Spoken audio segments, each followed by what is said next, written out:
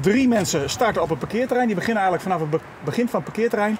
En die trekken het hele parkeerterrein heen over. Vervolgens gaan 2 mensen, die gaan hier langs het water en gaan de brug zo de stad in. Na instructie gaan alle himmelers aan het werk. Het college van Dongeren deelt toch mooi, tal van ondernemers en gewoon bewoners van de binnenstad. Het is voor de toeristen en ook voor de bewoners is het prachtig als het een beetje skin is en net zo zuterig. Het is, want alles is green en nou ja, je ziet wel wat we al jaren ophalen voor zwerfvuil. Nou ja, dat kan zelfs net. Hè.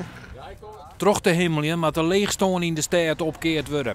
Zo hoop je dat ze samen meer ondernemers en toeristen lokken. Hartstikke belangrijk, niet alleen voor ondernemers, maar ook voor de inwoners. Want uiteindelijk, we leven en wonen hier allemaal met elkaar. Maar voor ondernemers natuurlijk, het is ons brood. Het is hard nodig. We hebben natuurlijk ook concurrentie van omliggende plaatsen. Maar we willen ons echt, we zijn de noordelijkste stad van Nederland. En een bezoek waard. Het skiermaatje is onderdeel van een groter plan van de werkgroep Binnenstadsmanagement.